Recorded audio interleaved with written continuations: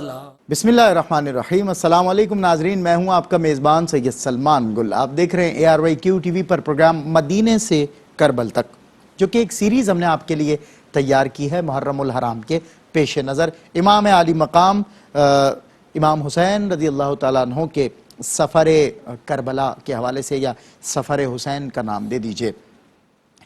ناظرین اکرام، آپ کو یاد ہوگا کہ ہم نے گزشتہ پروگرام میں حضرت امام حسین کی ولادت، تربیت، پرورش اور آپ کی عظمت و شان کا ذکر کیا تھا۔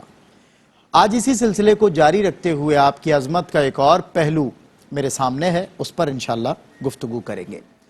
جس طرح حضور نبی اکرم صلی اللہ علیہ وسلم آپ سے محبت کرتے تھے، اسی طرح نبی پاک صلی اللہ علیہ وسلم کی سنت کے سب سے بڑے اور معتبر امین صحابہ اکرام رضوان اللہ تعالی علیہم اجمعین ہیں، اور وہ بھی اہل بیت کے ساتھ خصوصی محبت کیا کرتے تھے۔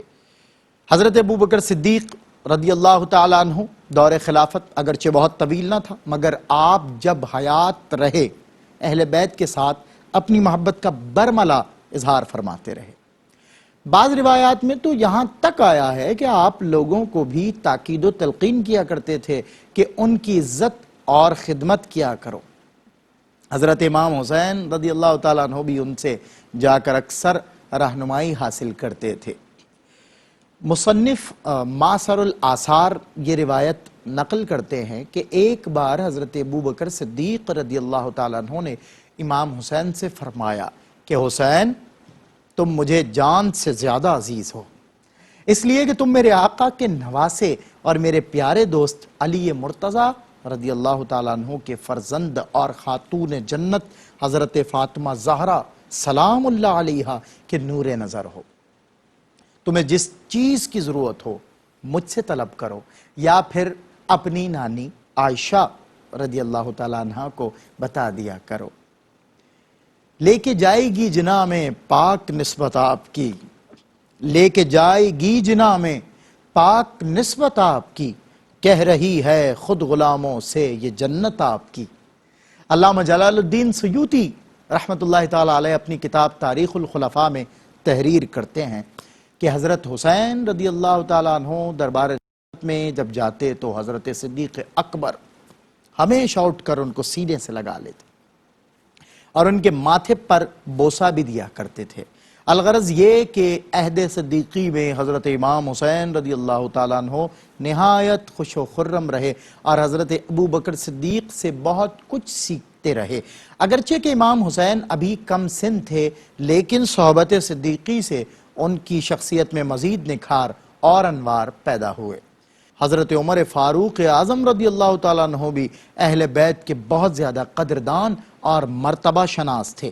ان کی خلافت کے وقت حضرت حسین کی عمر تقریباً 9-10 برس تھی، مگر حضرت عمر ان کی قدر و منزلت سے بخوبی آگاہ تھے اور اس کا اظہار خیال بھی فرمایا کرتے تھے اور برملا بھی اس کا اظہار اکثر کیا کرتے تھے۔ حافظ ابن کثیر کی بیان کردہ ایک روایت کے مطابق حضرت عمر فاروق بھی حضرت ابوبکر صدیق رضی اللہ تعالیٰ عنہ کی طرح حضرت امام حسین سے نہایت حسن سلوک سے پیش آتے تھے اور حسنین کریمین کو بڑے درجے کے صحابہ میں شمار کرتے تھے۔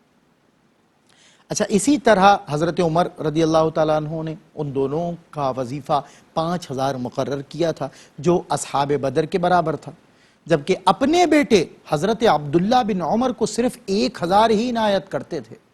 تاریخ کبیر میں ایک واقعہ ان الفاظ میں درج ہے کہ ایک دفعہ حاکم یمن نے حضرت عمر فاروق رضی اللہ تعالیٰ عنہ کی خدمت میں کچھ حلے بھیجے، جو انہوں نے لوگوں میں تقسیم کر دیے۔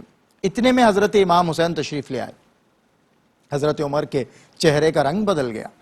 انہوں نے لوگوں کو مخاطب کر کے فرمایا کہ تم لوگوں کو حلے دے کر میں ذرا خوش نہیں ہوں، کیونکہ فرزندان رسول صلی اللہ علیہ وسلم کو میں کوئی حلہ نہیں دے سکا۔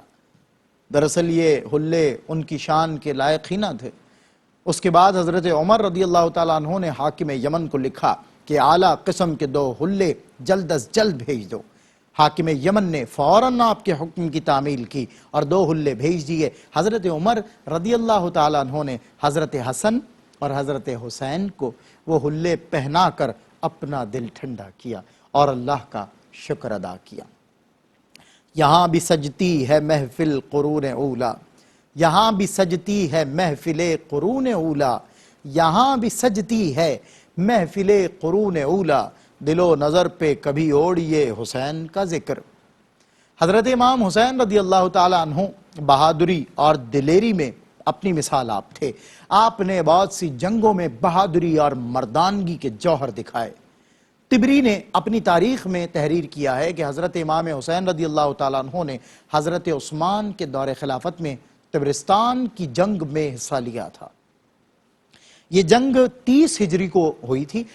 اسی طرح ابن خلدون اور بعض دوسرے مورخ تحریر کرتے ہیں کہ امام حسین اس لشکر میں بھی موجود تھے جس نے مصر کی فتح کے بعد افریقہ کے دوسرے علاقوں پر چڑھائی کی تھی، اور اسلامی لشکر کے ساتھ جس میں متعدد صحابہ اکرام شامل تھے، حضرت امام حسین بھی مغرب اقصی تک پہنچ گئے تھے۔ حضرت علی کے دور خلافت میں بھی جنگیں ہوئیں، اور ان میں بھی حضرت امام حسین اپنے والد کے ساتھ شامل تھے، اور آپ نے انتہائی جمع مردی، استقلال، شجاعت اور بہادری کا ثبوت دیا۔ اچھا، حافظ ابن کثیر رحمۃ اللہ تعالیٰ علیہ لکھتے ہیں کہ حضرت امام حسین نے رسول اللہ صلی اللہ علیہ وسلم کی حیات طیبہ کے 5 برس یا اس کے لگ بھگ پائے۔ حضرت امام حسین نے رسول اللہ صلی اللہ علیہ وسلم کا زمانہ مبارک پایا تھا، اور وصال نبوی تک آپ صلی اللہ علیہ وسلم کی صحبت اٹھائی تھی۔ رسول اللہ صلی اللہ علیہ وسلم جب اس دنیا فانی سے رحلت فرمائی آپ نے، تو اس وقت حضرت امام حسین سے خوش ہو کر گئے تھے، لیکن ابھی چونکہ حسین کم سن تھے، جیسا کہ ہم نے آپ کو پہلے بتایا ہے کہ پھر حضرت ابوبکر صدیق اور اسی طرح حضرت عمر اور حضرت عثمان ان کا اکرام و احترام فرماتے رہے۔ حضرت امام حسین برابر اپنے والد بزرگوار کے ساتھ رہے، ان سے حدیثیں بھی روایت کی۔ انسانی کردار اور سیرت کے حوالے سے ہم اگر انسانی صفات کا ذکر کریں تو بے شمار صفات ذہن میں آتی ہیں۔ احسان، جیسے کہ حسن سلوک کی بات کر لیں ناظرین، اچھائی ہے، بھلائی ہے اور نیکی ہے، یہ سب وہ صفات ہیں جو کسی بھی شخص کو عظمت عطا کرتی ہیں۔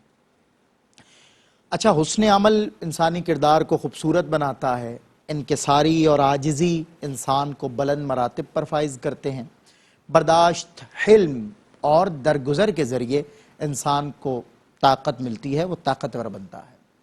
ثابت قدمی، حیا اور خوش اخلاقی، دیانت اور ذہانت انسان کو نہ صرف بارگاہ الہی میں بلکہ مخلوق خدا میں بھی مقبولیت کا سبب بنتے ہیں۔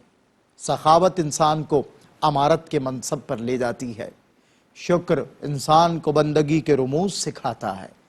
غرض یہ کہ کون کون سی صفات ہیں کہ شمار کریں اور امام حسین کی شخصیت میں انہیں نہ پائیں۔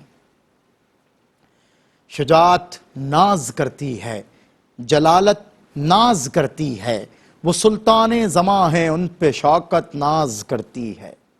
صداقت ناز کرتی ہے، امانت ناز کرتی ہے، حمیت ناز کرتی ہے، مروت ناز کرتی ہے، بٹھا کر شانہ اقدس پہ کر دی شان دو بالا، نبی کے لاڈلوں پر ہر فضیلت ناز کرتی ہے۔ ایک روز امام حسین رضی اللہ تعالیٰ عنہ حضرت انس کے پاس تشریف رکھتے تھے کہ ایک کنیز نے گلدستہ لا کر حضرت امام حسین رضی اللہ تعالیٰ عنہ کی خدمت میں پیش کیا۔ انہوں نے گلدستہ ہاتھ میں لے کر سونگھا اور کنیز سے ارشاد فرمایا، جاؤ تم اللہ کی راہ میں میری طرف سے آزاد ہو۔ حضرت انس فرماتے ہیں کہ میں نے عرض کیا، حضرت آپ نے صرف ایک گلدستے پر ہی کنیز کو آزاد کر دیا؟ اس پر امام حسین نے فرمایا، اللہ کے رسول صلی اللہ علیہ وسلم فرماتے ہیں کہ جب تمہیں اچھا تحفہ پیش کیا جائے تو تم اس جیسا یا اس سے بہتر تحفہ دیا کرو۔ سو میں نے وہی کیا۔ ایک مرتبہ عرب کے مشہور شاعر فرزدق کو مدینے کے گورنر نے شہر سے نکال دیا، وہ بالکل بے سر و سامان اور بے سہارا ہو گیا۔ اس نے امام حسین کی خدمت میں حاضر ہو کر اپنی مصیبت بیان کی تو آپ نے اسے بہت سی رقم دی اور بعد میں گورنر سے کہہ کر اسے واپسی کا پروانہ عطا کروا دیا۔ حضرت امام حسین کو صحبت نبوی صرف اپنے بچپن میں ہی نصیب ہوئی، مگر ان کے والد اور والدہ دونوں ہی براہ راست رسول اللہ صلی اللہ علیہ وسلم کے تربیت یافتہ تھے۔ یہی وجہ ہے کہ آپ کو اللہ نے بہت سی ایسی خوبیاں عطا فرمائی تھیں جو مزاج نبوی کا مظہر تھیں۔ آپ کے مزاج میں عاجزی اور انکساری بہت تھی، تکبر اور غرور سخت ناپسند فرماتے تھے۔ اچھا، حق کو حق کہنا اور باطل کو باطل قرار دینا آپ کی شخصیت کا ایک خاص وصف تھا۔ آپ کے مزاج کی یہی انفرادیت آپ کے اس سفر کا سبب بنی جو آپ نے یزید کی بیعت نہ کرنے اور اس کو بے نقاب کرنے کی نیت سے اختیار فرمایا۔